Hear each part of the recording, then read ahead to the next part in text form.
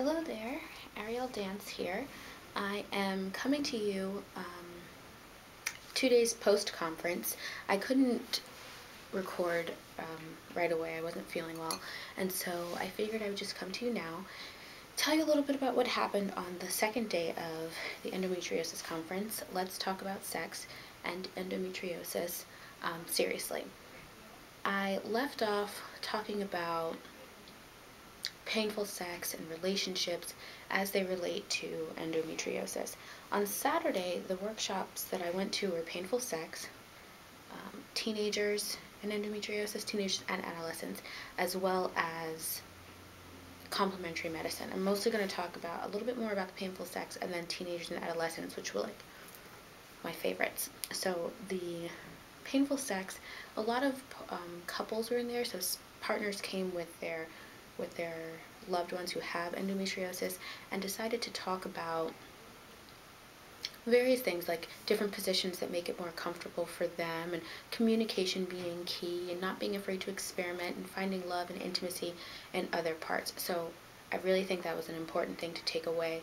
We did discuss, well, I brought it up about women who are diagnosed before they've even had sex. So you're 15 years old and you're diagnosed, and then I've spoken to a few women who experience this. You're in fear of actually going through with the process of having intercourse, and because of years of being told sex is going to hurt in general, and then now you have this disease, it's probably going to make it worse for you.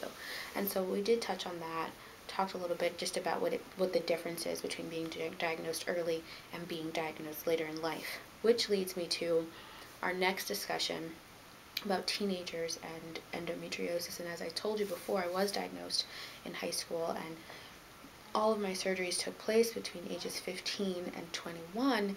And so for me, I'm like, I got this teenager adolescence experience down pat. But what I did tell when I was in the workshop and the discussion was going on, I couldn't help but being verbal. And so I did bring up what my experience was like having endometriosis as a teenager, and many women who were in the room but were not diagnosed as teenagers or adolescents had the same experiences but didn't have a name for it, which I think is much worse. I think it's better to have a name for what's going on. So when you're 12, 13, 14 years old, throwing up, passing out with your periods, not knowing what's going on can be very scary, and thinking everything is normal. What's normal pain? All your friends say they have cramps. You're passing out. You're throwing up. You blacking out. It's important to know that this is not normal, and so I urge you to be aware. And I say this to teenagers, I say this to parents, I say this to any woman. Be aware of your body, and if you're having irregular bleeding, if you find yourself too sick for periods, really discuss that with your doctor and make sure it's nothing bigger than what it is. I did speak on being a teenager, and I urge every teenager and young woman with endometriosis to live your life. I say that in saying, yes, it's painful, and there will be days where you can't go out, but don't stop your life, because you'll regret it years from now. You'll wish that you tried out for cheerleading and you went to that dance class and you went on that date and you went out with your friends.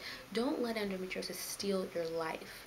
And I think that's what's really important right now, is realizing and continuing to encourage young women to continue to live and continue to be encouraged.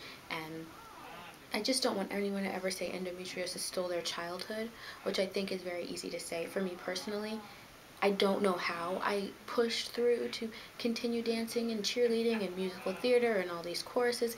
I don't know how I managed, but I remember many a day being home and many a day having surgery and being on the floor in the bathroom in school. I remember these things explicitly, but then I remember the good stuff so much better. You remember wearing that uniform and singing with your friends and going out to the movies and dates. Those are the things you want to remember about your youth. And yes, this disease is part of you, but it is not all of you. And I think I tweeted this earlier, that endometriosis is just a little bit of my life. It doesn't make up all of me. It's an aspect of my life. And yes, I do work in endometriosis, but that doesn't mean that's all I am or all I can be. And so I really do encourage you to go above and beyond what you think you can do and rest when necessary. But do not let endometriosis take your life away. And I can continue to say that. And I was really excited that while I was saying it, someone tweeted back, like I tweeted it and someone tweeted back to me, who happened to be at the conference. And so I was really touched. P.S. I changed my Twitter name. I'm not A Cupcake Cake anymore. I didn't think it was working. So I'm A_healthy dancer. So A_healthy dancer. A healthy dancer. That's me, no? So yeah, I mean, I got a lot more out of it, but that's really important. I really just wanted to give that little bit of information to you about being encouraged and continuing to live your life, and don't let endometriosis rule who you are. It's a little piece of you. You're such a strong woman. You can do above and beyond anything you expect. So that being said, I must go back to work now. I'll talk to you later and have a great day. Bye.